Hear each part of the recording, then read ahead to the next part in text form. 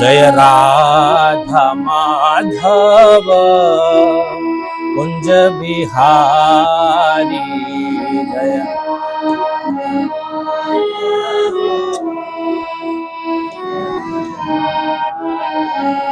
जय राधा माधव कुंज बिहारी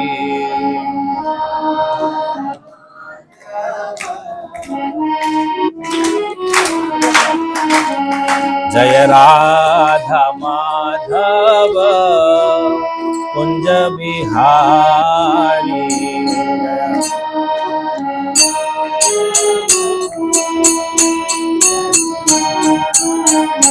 जय गोपी जन वल्लभ गिरिवरधारी जय गोपी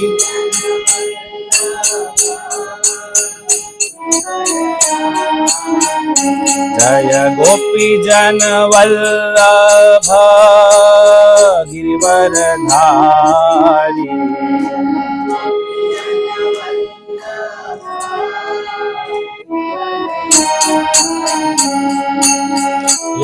यशोदानंदन व्रज जन रंजन यशोदा यशोदानंदन व्रज जन रंजन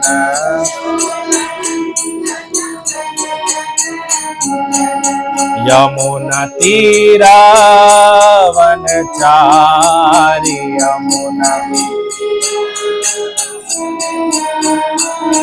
यमुना तीरा वनचारी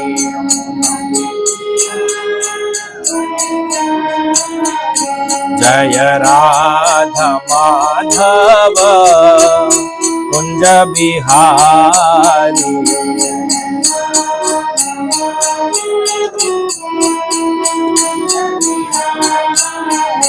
जय Radha Madhav Kunj Bihari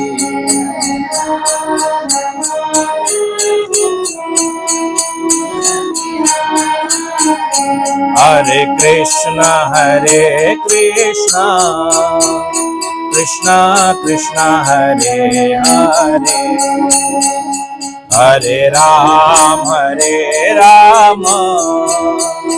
Ram Ram Hare Hare Hare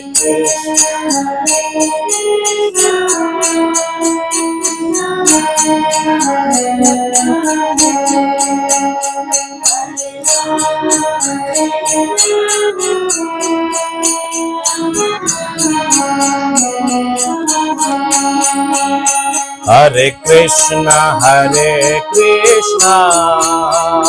Krishna Krishna Hare Hare Hare Ram Ram Ram Hare Hare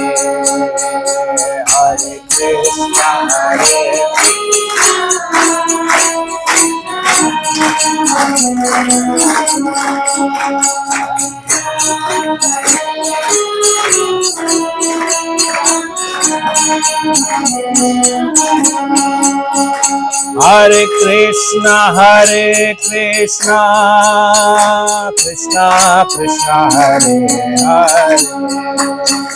Hare Hare Ram Ram Ram Hare Hare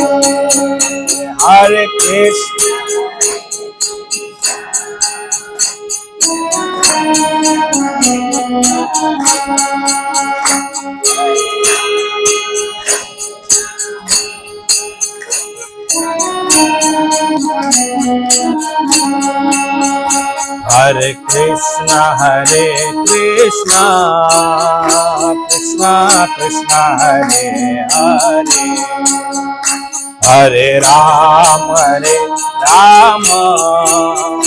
Ram Ram Hare Hare.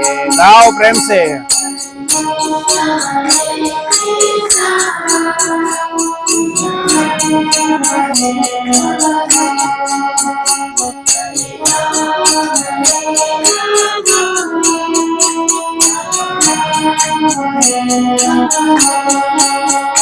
Hare Krishna Krishna Krishna Hare Hare, Hare Ram Rama Rama Hare Hare,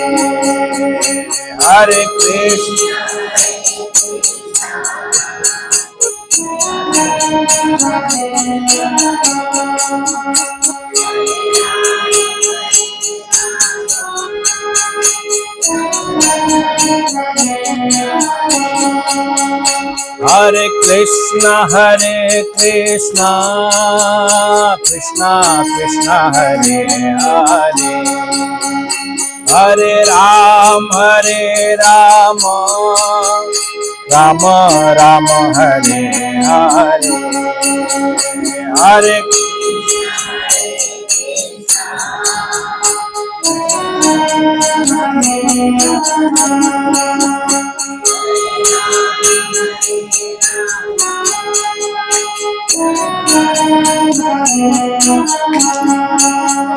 Hare Krishna Krishna Krishna Hare Hare, Hare Rama Rama Rama Hare Hare, Hare Krishna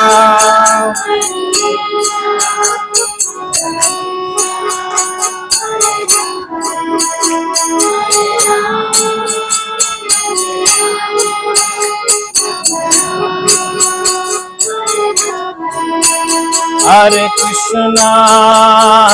Krishna Krishna Krishna Hare Hare, Hare Rama Rama Rama Hare Hare, Hare Krishna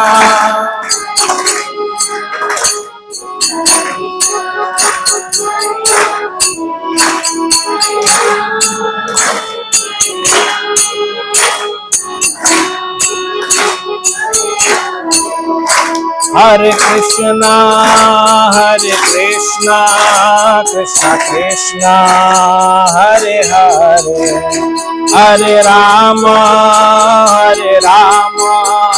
Rama Rama Hare Hare, Hare Krishna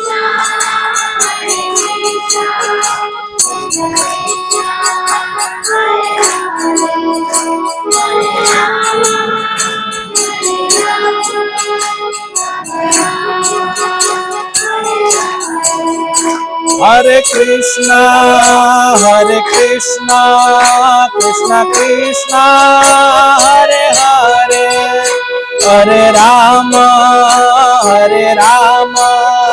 Rama Rama Hare Hare, Hare Krishna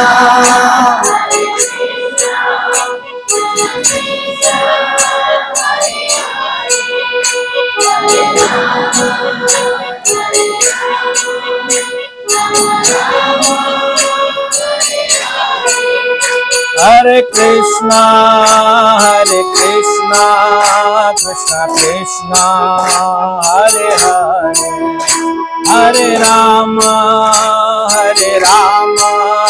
Rama Rama Hare Hare,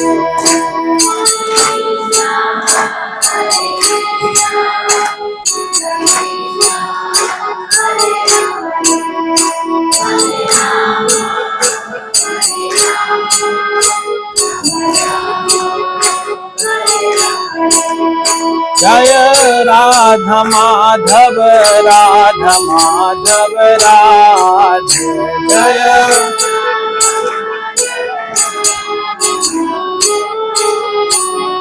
Jaya Radha Shyam Sundar Radhe, Jaya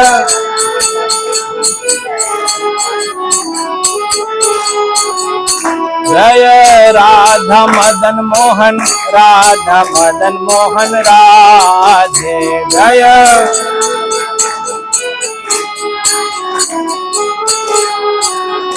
Jaya Sita Ram Lakshmana Bhakta Hanuman, Sitaram Lakshman भक्त हनुमान जय सीताराम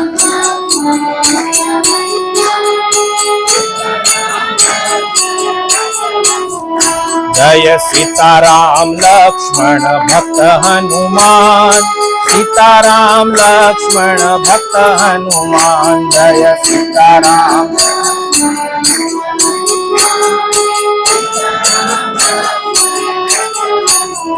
जय प्रभुपद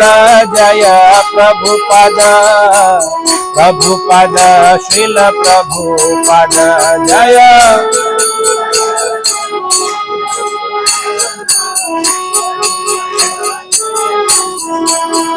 जय गुरुदेव जय गुरुदेव गुरुदेव जय गुरुदेव जय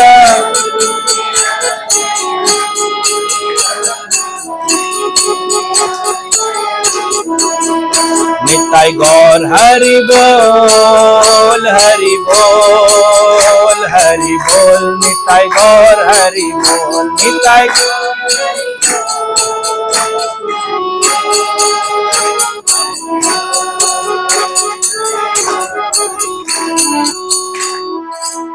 भुवन मंगल हरिनाम संकीर्तन की जगत गुरु श्रील प्रभुपाद की पिताई गौर प्रेमानंदे हरे कृष्णा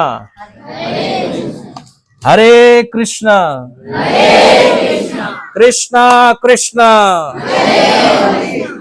हरे हरे हरे राम हरे राम राम राम हरे हरे हरे कृष्णा कृष्ण कृष्ण हरे हरे हरे राम राम राम हरे हरे हरे कृष्णा कृष्ण कृष्ण हरे हरे हरे राम राम राम हरे हरे जगत गुरु श्रील प्रभुपाद की अपने अपने गुरु गोसाई की गौ सीतानाथ प्रेमानंदे બહુ આનંદ થયો અહીંયા આવીને અને બાળકોનો ઉત્સાહ પણ ભરપૂર છે.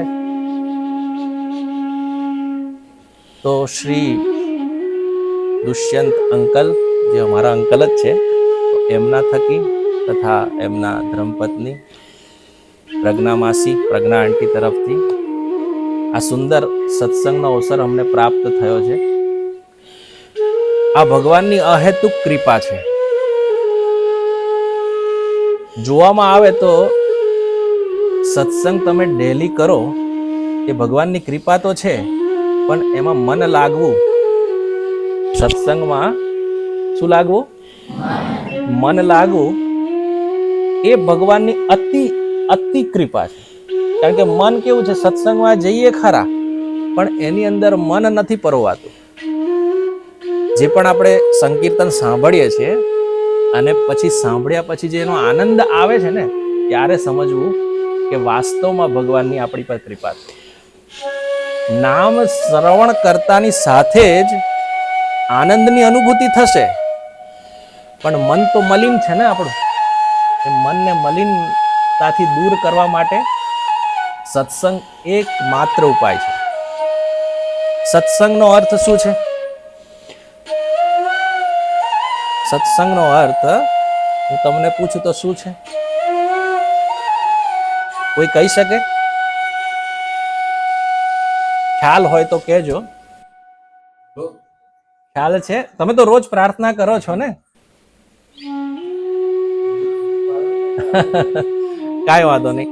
જો તમારા શિક્ષકો જે સુંદર રીતના તમને ભણાવી રહ્યા છે તો એ તમને આ વિશે માર્ગદર્શન આપતા હશે. કદાચ તમે એ વસ્તુથી વંચિત રહી ગયા હોય અથવા તો શરમ આવતી હોય, આટલા બધા વચ્ચે કેમ બોલવું, હે ને, ખ્યાલ તો હોય પણ બોલવાની શક્તિ આપણી અંદર નહીં આવે, તો એની માટે તમને કદાચ સંકોચ અનુભવ થતો હોય, પણ સત્સંગનો સીધો અર્થ છે સતનો સંગ. સત મતલબ સત શું છે? પરમાત્મા, હે ને.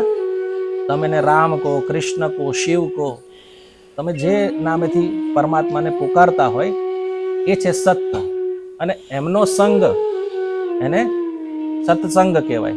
બરાબર? બાકી આપણે બધી દુનિયાદારીની તો બહુ સંગ કરીએ છીએ. આજકાલ આવી ગયો છે મોબાઈલ, એક રાક્ષસ, મહારાક્ષસ, એમનો સંગ હોય છે. પણ મોબાઈલમાં જોઈને પણ આપણે શું કરીએ છીએ? કોઈ સારી વસ્તુ જોતા હોય તો એ વસ્તુ યોગ્ય છે, અધરવાઇઝ આપણા માટે એ વસ્તુ ખરાબ છે. આપણો ઘણો ખરો સમય મોબાઈલ ખાઈ જાય છે, ઇન્સ્ટાગ્રામ, ફેસબુક અને શું શું જોતા હોઈએ, પણ સત્સંગ બહુ દુર્લભ છે. તુલસીદાસ, ગોસ્વામી તુલસીદાસથી તો બધા વાકેફ હશો ને. એ સત્સંગની મહિમા દર્શાવે છે, બતાવે છે એમના ચોપાઈમાં પણ. અને સત્સંગ ત્યારે સંભવ બને છે ત્યારે કોઈ ભક્તનો ભેટો થાય. અને ભક્ત કોને કહેવાય? જે ભગવાનના નામની માળા કરતો હોય, જે નિરંતર ભગવાનની અંદર રમતો હોય, ભલે બાહ્ય પ્રકારથી એ ગમે તેમાં કાર્ય કરતો હોય, પણ મનથી લાગેલો હોય અંદર, તો એ ભક્ત છે અને ભગવાનનું નામ ઉચ્ચારણ કરતો. તો આ શું અવસર આપને પ્રાપ્ત થયો છે, આપ સૌનો ધન્યવાદ. વાસ્તવમાં શ્રી દુષ્યંત અંકલ તથા પ્રજ્ઞા માસીનો વિશેષ ધન્યવાદ, તથા આપ સબ શિક્ષકો અને બાળકો, મારી સાથે આ શરીરની માતા પણ બિરાજમાન છે, તો એમનો પણ ધન્યવાદ, જેને મને આ શરીર આપ્યું અને ભગવત માર્ગમાં જવા માટે પ્રેરણા આપી, તેમનો પણ ખૂબ ખૂબ ધન્યવાદ છે. મારા મોટા ભાઈ અહીંયા બિરાજમાન છે, બધાને હું ધન્યવાદ આપું છું. મારા ધર્મપત્ની છે, બાળકો છે. આ બધું પરિવાર કોણ આપે છે? પરમ કૃપાળુ પરમાત્મા. હવે ઉદ્દેશ્ય શું છે એ પ્રશ્ન છે. માનવ જીવનનો ઉદ્દેશ્ય શું છે?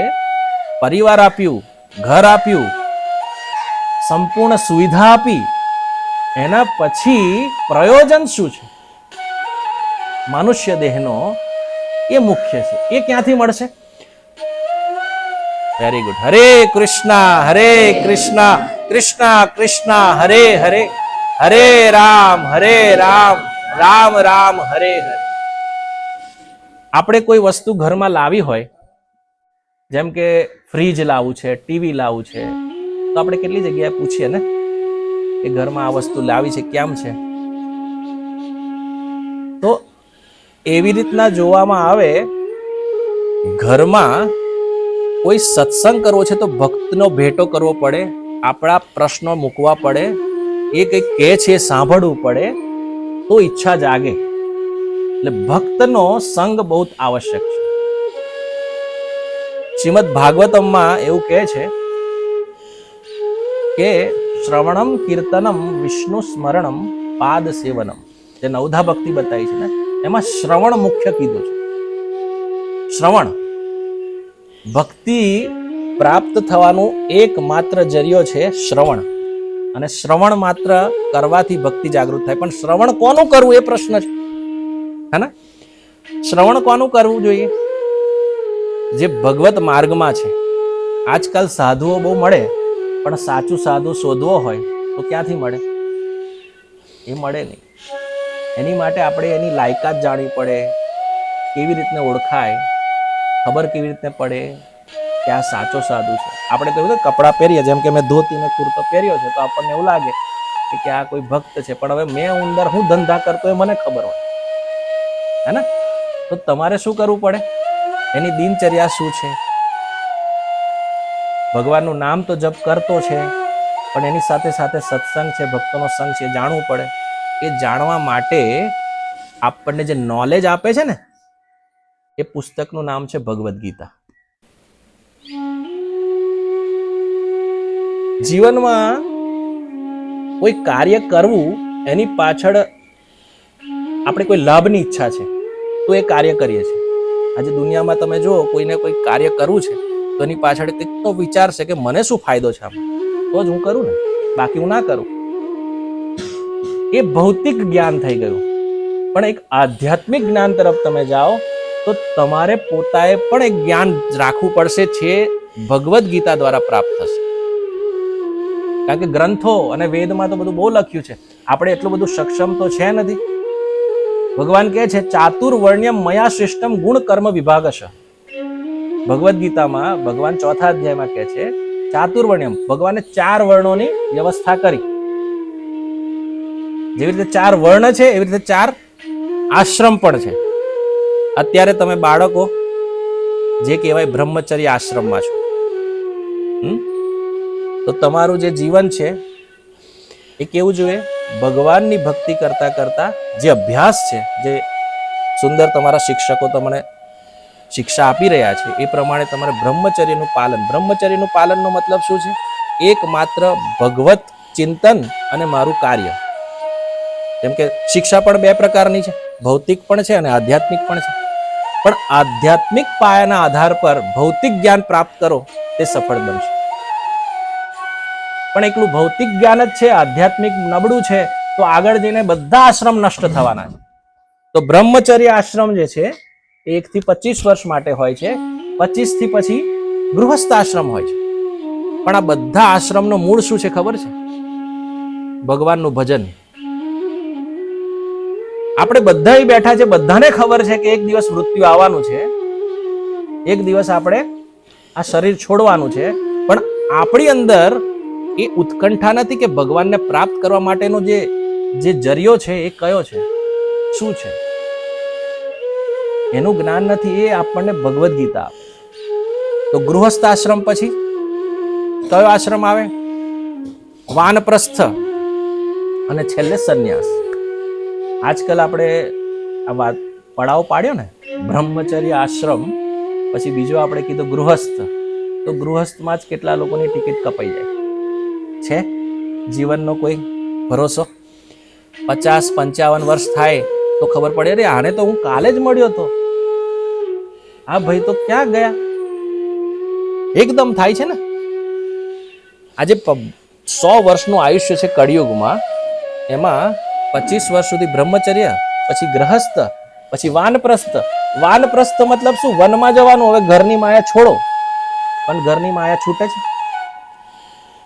એ ક્યારે છૂટે? બ્રહ્મચર્ય. જેમ કે આ બાળકો છે ને, સર્વે આ બાળકો અત્યારની જે એજ છે, ઉંમર છે, ત્યાંથી જ ભગવાનનું ભજન આરંભ કરો, ત્યારે એ માયા તમને જ્યારે વાનપ્રસ્થ આવશે ને, ગૃહસ્થ આવશે, ત્યાં નડે નહીં, કોઈ આસક્તિ નહીં લાગે. જીવનમાં 2 વસ્તુ હંમેશા દુખી કરે છે.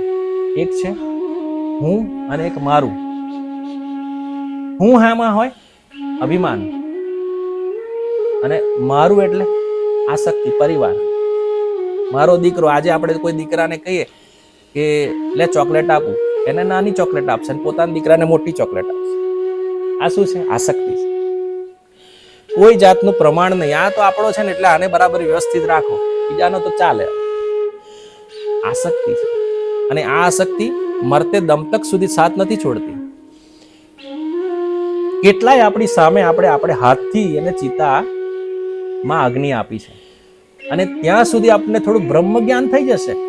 અરે જીવનનું સત્ય તો આ જ છે. જો આ શરીરની કેટલી કાળજી રાખતા હતા, પણ છેવટે તો આ ભસ્મ થવાનું છે.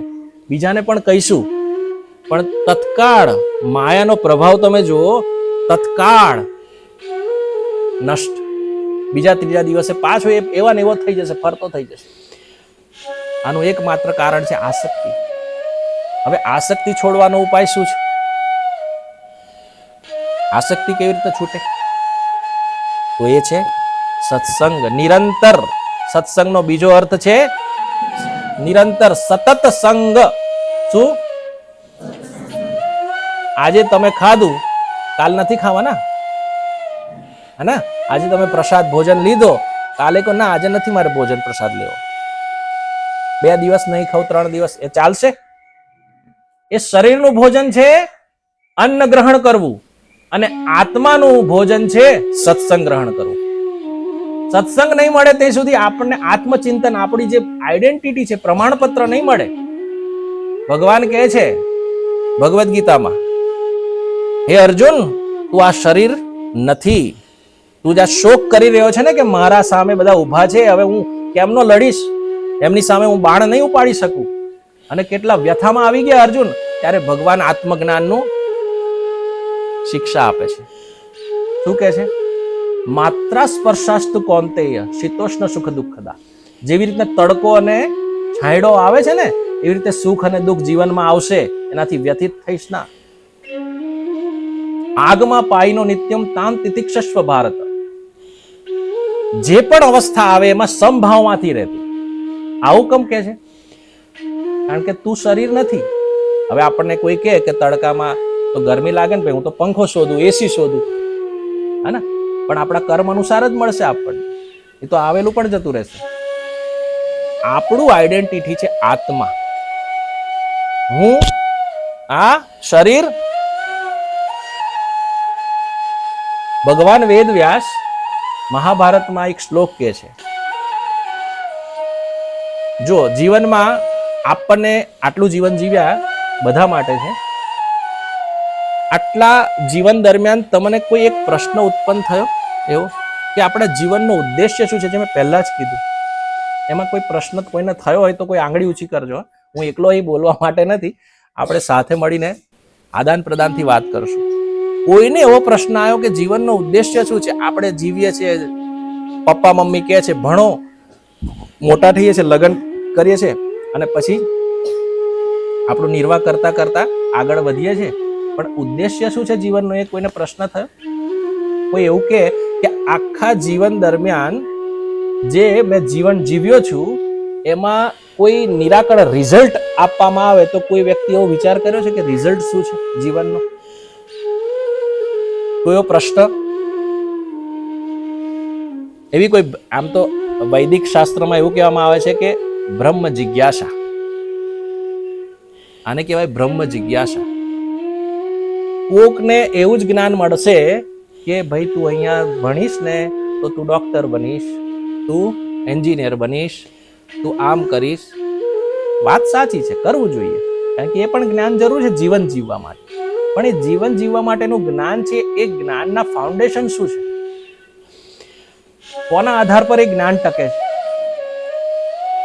એ છે આધ્યાત્મિક બળ, આધ્યાત્મિક જ્ઞાન. એ આધ્યાત્મિક જ્ઞાનને સાઈડ પર રાખીને આપણે બસ આ જ ઉદ્દેશ્ય રાખીશું કે મારો દીકરો ડોક્ટર બનવો જોઈએ, મારો દીકરો આમ બનવો જોઈએ. હું શિક્ષાનો વિરોધી નથી, એવું નહીં માનતા કે શિક્ષામાં આ કેવી વાત કરે છે, પણ મારી મૂળ વાત પકડજો, હું જે કહી રહ્યો છું. આધ્યાત્મ બળથી વિલગ થઈને કોઈ કેવળ ભૌતિક જ્ઞાન તરફ દ્રષ્ટિ રાખે છે તો એ જ્ઞાન પરિપૂર્ણ નથી, જીવનમાં કામ નહીં લાગે. એનું કારણ એ છે કે આ શરીર પડી જશે ને, તમે ભલે મોટા ડોક્ટર હોવ કે એન્જિનિયર હોવ, બીજા જન્મમાં તમે ડોક્ટર એન્જિનિયર નહીં બની જાઓ. ત્યાંથી પાછું ઝીરોથી લેવલથી જ ચાલુ કરવું પડશે. અને એ પણ નથી ખબર કે મનુષ્ય જીવન આપણને મળશે કે નહીં, એ પણ ફિક્સ નથી. તો પ્રશ્ન મેં એ કર્યો હતો કે કોઈને બ્રહ્મ જિજ્ઞાસા હવે નથી થઈ તો એ થવી જરૂરી છે. ભગવાન વેદ વ્યાસ કહે છે કે 4 વસ્તુમાં હંમેશા કોઈ પણ મનુષ્ય અને પશુ લાગેલા હોય છે. એ 4 વસ્તુ કોણ છે? પહેલું છે આહાર. આ બધી મગજમારી શેની છે? નોકરી કરવી, ધંધો કરવો, અને જે મોટા છે એને, નાના લોકોને ભણવાનો ઉદ્દેશ્ય હોવો જોઈએ. તો આ બધું જે છે શેના માટે છે? તું શું ખાઈશ, મોટો થઈશ તો તું નહીં ભણે તો શું ખાઈશ? વાત તો સાચી પણ છે. બીજું શું છે? નિદ્રા, આરામ. જોઈએ કે નહીં? પશુને પણ જોઈએ ને મનુષ્યને પણ જોઈએ. ત્રીજું ભય. ભય મતલબ શું? રક્ષણ. જેમ કે આ શાળા બનાવી છે સુંદર, પછી આપણે ઘર બનાવીએ તો આપણું રક્ષણ કરીએ છીએ ને, કે ભાઈ તડકો, છાંયડો, વરસાદ બધું થઈ આવું ના જોઈએ આપણને, તો એ ભય છે. જે આર્મીના લોકો લડે છે, દેશમાં બધા લડે છે, શું છે? એકબીજાના દેશોની તરફ એ ભય છે કે ભાઈ આપણી પર ચડાઈ ના કરી દે. આ ત્રીજું. એવું તમે પશુમાં પણ જોવા મળશે. કોઈ કૂતરાની બાજુમાં કહીએ આમ હટ તો હટી જશે, ગભરાજ ચાલશું આપણે તો પણ હટી જશે ઘણી વાર. તો પશુમાં અને મનુષ્યમાં આ વસ્તુ છે. અને ચોથું કયું છે? મૈથુન, મતલબ પોતાના જેવી સંતાન ઉત્પન્ન કરવી. પશુમાં પણ અને શેમાં છે? બંનેમાં છે કે નહીં? કયું કયું ગણાવો છો મને? આહાર, નિદ્રા, ભય અને મૈથુન. આ ચાર વસ્તુ પશુમાં પણ જોવા મળે અને છે કઈક અલગ? તમે કોઈ ટિપ્પણી આપી શકો? હા, આ ચાર વસ્તુ કોમન છે, પણ મનુષ્ય જીવનને કમ વધારે ઉપર બતાવવામાં આવ્યો છે. આ પ્રશ્ન હવે છે, એવું વિશેષ શું છે મનુષ્ય શરીરમાં જે આ ચાર વસ્તુથી એ ઉપર જઈ શકે છે? તો ભગવાન વેદ વ્યાસ, જેને મહાભારતની રચના કરી. મહાભારત બધા સાંભળ્યું કે આમ તો પેલી ટીવી સિરિયલમાં જોયું હશે, નહીં જોયું છે ને? તો મહાભારતની રચના કોને કરી? મહર્ષિ વેદ વ્યાસ. તો એમને એક શ્લોક લખ્યો છે મહાભારતમાં કે આહાર, નિદ્રા, ભય, મૈથુનમ ચ સામાન્ય એતત પશુભિ નરાણામ. શું કહે છે?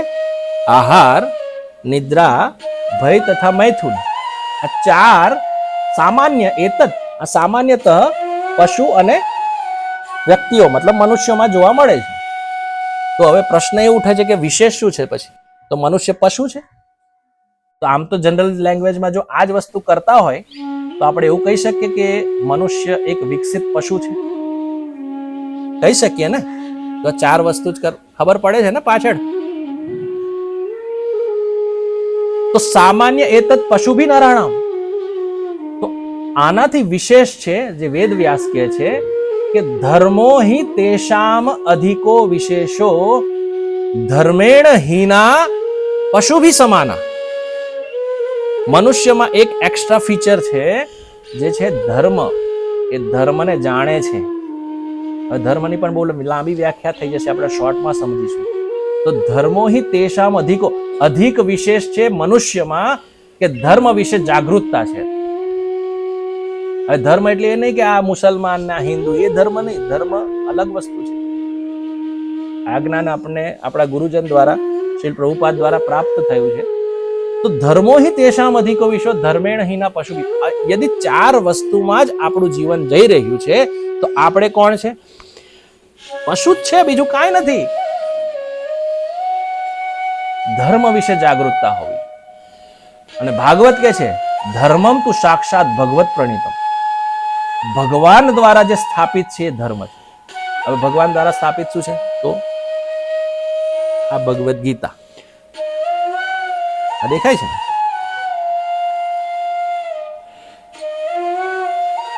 આ નોલેજ જેને મળી ગયું જીવનમાં, એને જીવનનું બધું જ મળી ગયું, કોઈ વસ્તુ બાકી નહીં. હવે આ નોલેજ લેવા માટે ક્યાં જવાનું? દેખાય છે? આવી તો બધી બહુ ભગવદ ગીતા ઉપલબ્ધ છે. તો ગુરુ પરંપરાના આધારે એ ભગવદ ગીતા, પણ સૌથી વધારે ભગવદ ગીતાને સમજવી સરળ બને તો એ છે શ્રીલ પ્રભુપાદની. કારણ કે એમાં ભક્તિ યોગની પ્રધાનતા આપવામાં આવી છે. અને ભક્તિ યોગ સૌથી સરળ છે. તમે યોગ કરતા હશો, કરવો જોઈએ શરીરને સ્વસ્થ રાખવા. અને ઘણી બધી ધ્યાનની વ્યવસ્થા છે, બધી બહુ વ્યવસ્થા ભગવદ ગીતામાં ભગવાને કીધી છે. પણ સૌથી સરળ વસ્તુ છે ભક્તિ. અને ભક્તિમાં શું કરવાનું હોય? કેવલ કીર્તન. હમણાં જે આપણે કહ્યું ને, સત્સંગ કરવો, કીર્તન કરવું, અને પર્સનલ આપણે જ્યારે સમય હોય ત્યારે નામ જપ કરવું. કારણ કે આ ચાર વસ્તુથી આપણે બહાર નહીં નીકળી શકીએ. આહાર, નિદ્રા, ભય, મૈથુન, આ ચાર વસ્તુ જ આપણને પકડી રાખશે. એને જ કહેવાય છે આસક્તિ. તમે કેટલી પણ કોશિશ કરો આપણે આપ, બે ઘડી કદાચ ટીવીમાં કોઈ સત્સંગ પણ જોઈ લીધો, પણ તમારી દિનચર્યા, તમારો જેની સાથે તમારો મેળાપ થઈ રહ્યો છે ને, એ વ્યક્તિ જો ભજનાનંદી નથી ને, તો તમારું ભજન આગળ નહીં વધી શકે. આ સમજી લેજો. આ અનુભવથી કહી રહ્યો છું હું પણ. હું પણ બહુ મોટો જ્ઞાતા નથી, બહુ વધારે પડતી મારા વિષયમાં દુષ્યંત અંકલે બહુ વધારે કહી દીધું, પણ હું કેટલો જાણકાર નથી. પણ ગુરુ કૃપાથી જે મળ્યું છે ને એ તમને ડિલિવર કરી રહ્યો છું, હું જે સાંભળ્યું છે. બાકી મારી અંદર કોઈ યોગ્યતા જ નથી કે હું કંઈક બોલી શકું. તમે કદાચ પ્રાર્થનામાં શ્લોક બોલતા હશો, પંગુમ લિંગતે ગિરિમ યત કૃપા તમહમ દેવ પરમાનંદમ માધવમ, બોલતા હશો ને, જે લંગડો ચાલતો થઈ જાય અને મૂંગો બોલતો થઈ જાય એવા પરમાનંદ માધવની કૃપા થાય ત્યારે આ બધું સંભવ બને.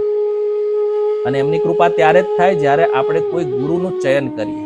આજે તમે જો સર્વ બાળકો બેઠા છો, આ બધા બાળકોની મારી એટલી પ્રાર્થના કે તમને જે ટીચર્સ કહી રહ્યા છે ને એમને, મતલબ કે ગુરુ, એમને તમે શાંતિથી ને બરાબર સાંભળો, એમને પ્રશ્ન પણ કરો, પણ કેન્દ્ર બિંદુ આધ્યાત્મ પણ હોવું જોઈએ.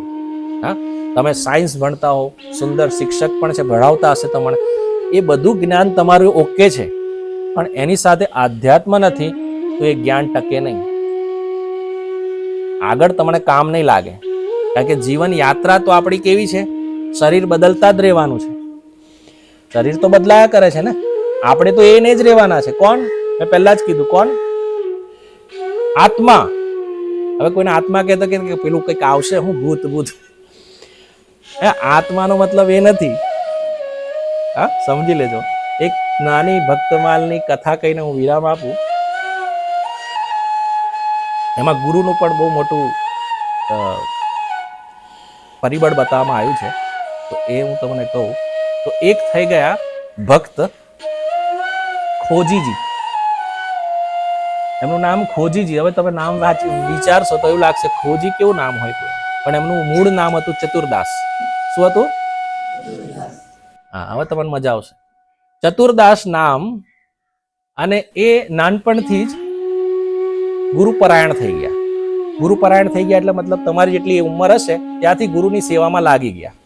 રાજસ્થાન બાજુના એ ભક્ત હતા. હવે જ્યાં ગુરુ જાય ને ત્યાં બધે સેવા કરવા પહોંચી જાય, કારણ કે જીવનો એકમાત્ર આધાર છે સેવા. જીવ સેવા માટે જ નિર્મિત છે, પણ કોની સેવા કરવી એ ખબર નથી. એટલે 84 લાખમાં ફેરા માર્યા જ કરે છે. આપણે શું બનાવવાનું, પેલા કંઈક પ્રાણી પણ બન્યા શું બની ગયા છું, અંતે આપણને એક બહુમૂલ્ય માનવ શરીર મળ્યું છે. એનો ઉદ્દેશ્ય સમજી લેવો જોઈએ. તો આ પ્રમાણે ગુરુની સેવા કર્યા કરે.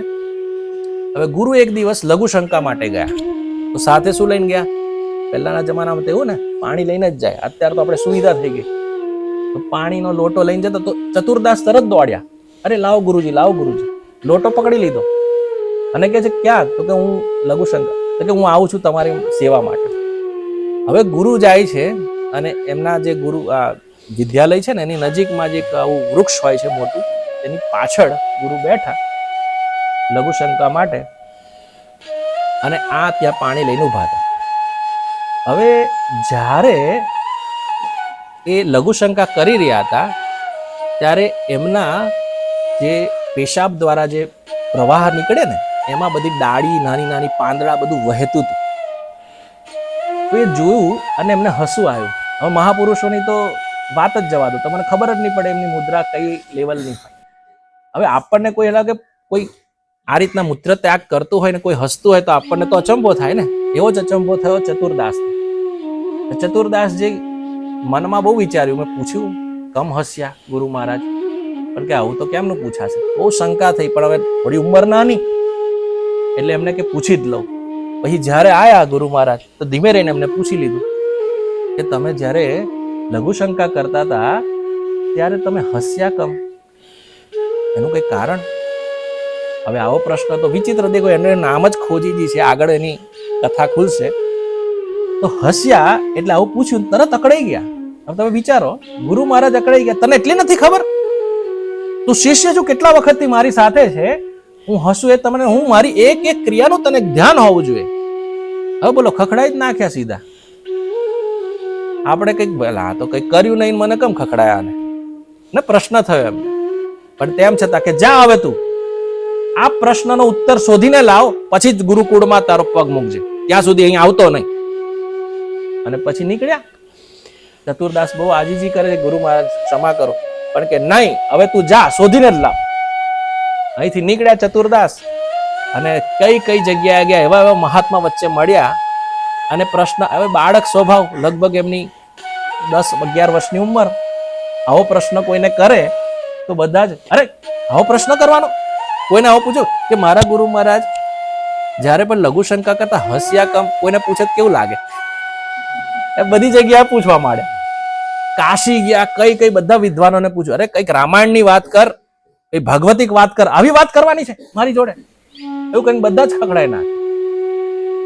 હવે ધીરે ધીરે ચતુરદાસને 2-3 વર્ષ વીત્યા પછી નિરાશ થઈ ગયા. હવે એમની દેખો ગુરુ ભક્તિ દેખો. આપણે જઈએ આ જગ્યાએ તો શું વિચારીએ, અરે તો હસ્યા હશે, હવે છોડો, હવે છોડ દીધા, જતા રહો. હવે એમની ગુરુ ભક્તિ જો 2-3 વર્ષ સુધી પણ આ જ પ્રશ્નને લઈને વળગી રહ્યા, છોડ્યું નહીં. કે ગુરુ મહારાજ મને આજ્ઞા આપી પછી આવજે એવું પણ કીધું છે, એટલે હું નહીં છોડું. એટલે આપણે પણ જીવનમાં જોવાનું છે, જો આપણા ગુરુ આપણને કોઈ આજ્ઞા આપે ને એને સહર્ષ સ્વીકાર કરવો જોઈએ. તો ત્યાં બધાને પૂછ્યું, હવે ભગવાનને ચિંતા થઈ, આટલા બધી ગુરુનિષ્ઠ ભક્તિ, ભગવાન વિચાર કર્યો અને કોને મોકલ્યા? કબીરદાસજી. કબીરદાસજીને જાણો છો ને બધા? તો કબીરદાસજી તે વખતે તો એમને શરીર છોડી દીધું હતું, પણ આ જે બધા છે ને એ આધ્યાત્મિક શરીર ધારણ કરનારા, જે ભગવાનના પાર્ષદો હોય છે, જે ધરાતલ પર આવે છે આપણને શિક્ષા આપવા માટે, એ બધાની જોડે આધ્યાત્મિક શરીર હોય છે. એટલે શરીરથી મળવા આવે છે ને એમની જોડે વાત કરે છે. તો ચતુરદાસજી પણ એ જ પ્રશ્ન કરે છે કે હું આ રીતના ચિંતિત છું કે મારા ગુરુ મહારાજે આવું કહી દીધું. હવે જ્યારે વાત થઈ ત્યારે એમને કીધું કે હું તમારો પ્રશ્નનો હલ આપીશ. કોને? કબીરદાસજી. તો કે બહુ કૃપા તમારી, મને જણાવો. ત્યારે એ પ્રશ્નનો જવાબ આપે છે કે 84 લાખમાં જીવ આ પૃથ્વી લોકમાં ભ્રમણ કરી જ રહ્યા છે. તમારા ગુરુ મહારાજે એવું વિચાર્યું કે એક જીવ માતાના ગર્ભમાં 9 મહિના રહે છે, ત્યાં શું હોય છે? મલ, મૂત્ર, ગંદકી, આ બધામાં રહીને બસ વહ્યા જ કરે છે, પણ તેમ છતાં એને જ્ઞાન નથી થતું. એવી રીતને જ્યારે મૂત્ર ત્યાગ કરી રહ્યા ત્યારે જ્યારે પાંદડા અને બધું વહેતું હતું ને, ત્યારે એમનું ચિંતન એ લેવલનું હતું કે કેટલા જન્મોથી જીવ માતાના ઘરમાં આવે છે નીકળે છે અને પછી મૃત્યુને પ્રાપ્ત કરે છે. એવી જ રીતના એનું ભજન થતું નથી, વારંવાર 84 લાખના ફેરામાં ફર્યા જ કરે. એના માટે હસતા કે જીવને ભાન નથી હોતું, એને ધ્યાન જ નથી આવતું કે મારું ઉદ્દેશ્ય શું છે જીવનનો. અને જ્યારે આવો પ્રશ્ન તો ખોજી મહારાજ, અરે રે રે રે, આટલું ઊંચું જ્ઞાન ગુરુ મહારાજનું. અને પછી જાય છે સીધા ગુરુ મહારાજ જોડે ધન્યવાદ આપીને, અને ત્યાં જઈને કહે છે સીધું કે ગુરુ મહારાજ હવે હું પ્રશ્નનો હલ લઈ આવ્યો છું. અને જ્યારે આ હલ કહે છે ત્યારે એમના ગુરુ મહારાજ બહુ જ પ્રસન્ન થાય છે અને એમને કહે છે કે આજથી તારું નામ ચતુરદાસ દઈ, આજથી તારું નામ ખોજી. જે આટલો રહસ્યમય ભેદ ખોજીને લાયો છે એનું નામ ખોજી. આ ગુરુનિષ્ઠ. અને બીજી વસ્તુ પરમ જ્ઞાન. કઈથી મળે જ્ઞાન? ગુરુથી જ મળે. ગુરુ નહીં હોય તો જ્ઞાન નહીં મળે. અને જ્ઞાનના પ્રકાર પણ 2 કયા? મેં ભૌતિક અને આધ્યાત્મિક. અને ભગવદ્ ગીતાના આવા તો અન્ય બધા બહુ શ્લોક છે, બધી જાણકારી પણ બધી બહુ છે, પણ એટલું જાણી લેવું કે ભગવત માર્ગ એક કેવલ એવો માર્ગ છે, એમાં પણ ભક્તિ જે આપણને જીવન મરણના ચક્કરમાંથી બહાર કાઢે. વરના શું થશે? શંકરાચાર્યજી કહે છે પુનરપી જનનમ પુનરપી મરણમ પુનરપી જનની જઠરે શયનમ. માતાના ગર્ભમાં અત્યંત પીડા છે, ખબર નથી આપણને. આપણે બધા જે અહીં બેઠા છે ને એ માતાના ગર્ભમાં એકદમ પિલ્લું વરીને બેઠા હતા અને શું જમતા હતા? નાળ દ્વારા. ભગવાનની વ્યવસ્થા તો જુઓ, નાળ દ્વારા, મોડાથી નહીં. અને એ ગંદકીમાં અંદર શું હોય? તમારે બહુ આલિશાન બંગલો હોય છે ગર્ભમાં, પણ જીવ સ્તુતિ કરે છે ભગવાનની. ભાગવતમાં વર્ણન આવે છે કે ભગવાન મને આ દલદલમાંથી બહાર કાઢો, હું બહાર નીકળીશ, જ્યારે આ સંસારમાં આવીશ તો હવે નક્કી ભજન કરીશ, તમારું નામ લઈશ, ભક્તોનો સંગ કરીશ. પણ બધું ભૂલી જાય છે. કમ? આસક્તિના લીધે. હું અને મારું, આ 2 વસ્તુ જીવને એની સ્થિતિ છે ને એનાથી ઉપર ઉઠવા નથી દેતી. એને માટે એકમાત્ર ઉપાય છે ભગવત ભજન, ભગવત કીર્તન, સત્સંગ. અને આ વસ્તુ કોઈ કહે ને તો તરત એવું લાગે કે આ તો હવે એની માટે જ આયા છે એટલે પ્રચાર કરવાના જ ને, કારણ કે આપણી બુદ્ધિ જ સડી ગઈ છે. કરવાનું શું? આટલી ઉંમરે જેમ કે અમને કીધું, મને જ્ઞાન થયું કેવળ માતા પિતાના આશીર્વાદથી અને મારા ગુરુ મહારાજ. કૃપા ક્યારે થાય ખબર છે? આ અનુભવની વાત કરું છું. કૃપા ત્યારે જ થાય જ્યારે તમારી અંદર ઈચ્છા છે કે મારો ઉદ્ધાર કરવો છે મારે. કૃપા આમ ના થઈ જાય, બે ઘડી રામ રામ બોલ દીધું, મંજીરા ખખડાઈ નાખ્યા એટલે કૃપા ના થઈ જાય. કૃપા કરવા માટે મનથી લાગવું પડશે, જેવી રીતે ખોજીજી લાગી ગયા. તો આપ સૌને મારી એટલું જ નિવેદન છે કે આપ સર્વે ભગવાનના નામને ધારણ કરો, કારણ કે આ જે વિકાર છે ને ભગવાનના નામ જપવાથી જ દૂર થશે. કયું નામ જપશો એ તમારી ઈચ્છા, પણ જેમ કે કહેવામાં આવ્યું છે યજુર્વેદના કલિશંત્રણ ઉપનિષદમાં કે 16 શબ્દ વાળું નામ જે છે, જે આપણે હમણાં જપતા હતા, એ કોઈ નામ જપશે તો આ ભવ બંધનમાંથી મુક્ત થશે. પણ તમારે જે પ્રિય હોય તમે જપી શકો છો.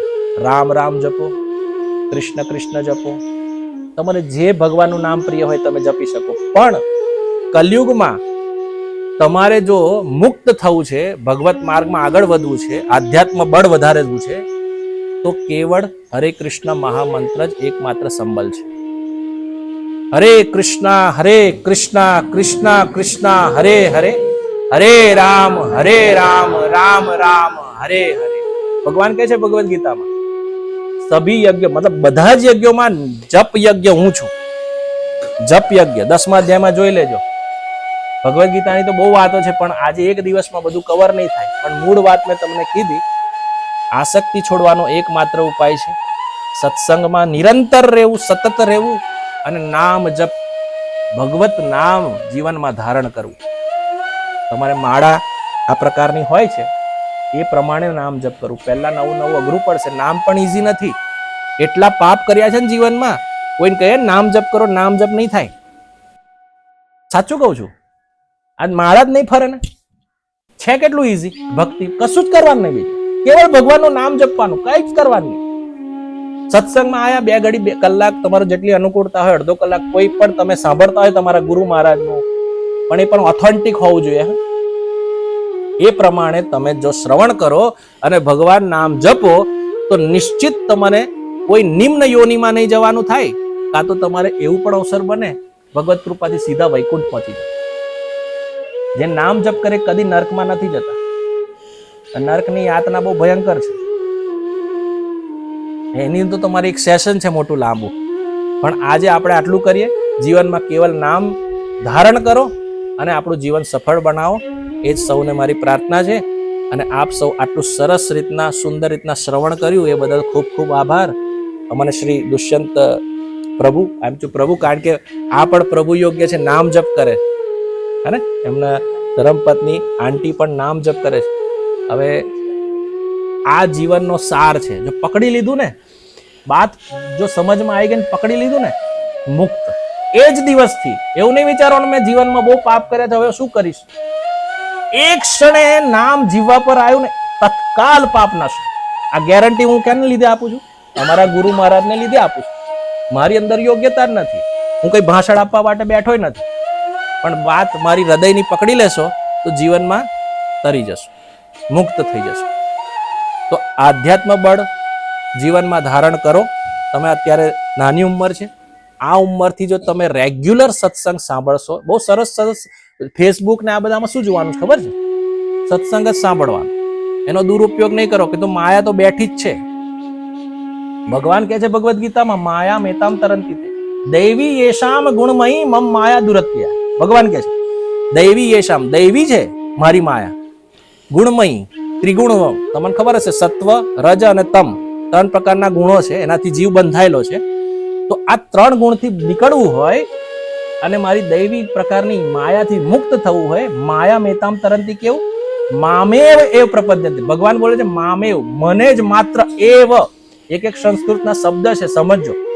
મામ એવ, મને જ જો શરણ થઈને મને જ ભજશો ને, તો તમે આ માયાથી દૂર થઈ જશો. માયા તમને પરેશાન નહીં કરે. માયા મેતામ તરંતી. તો આ બહુ જ દુર્લભ છે. ભગવાનનું નામ જીહવા પર રાખવું પડશે. દુર્લભ કેટલે કીધું? કારણ કે માયા એટલી પ્રબળ છે. સત્સંગ જીવનમાં છે તો તમારું નામ જપ પણ રહેશે. તો સત્સંગ દૂર થયો નહીં થાય. તો આટલી પ્રાર્થના સાથે હું અહીં વિરામ આપું છું. હું એક નરસિંહની આરતી કરીશ. તમે બધા મારી સાથે ગાઓ. ઠીક છે? મોક્ષ કવડાવજે, જોરથી ગાજે. તો બધા એકવાર બોલો, હરે કૃષ્ણ કૃષ્ણ કૃષ્ણ હરે હરે, હરે રામ રામ રામ હરે હરે. જગત गुरु शील प्रभुपाद की, अपने अपने गुरु गोसाई की, निताय गौर प्रेमानंदे।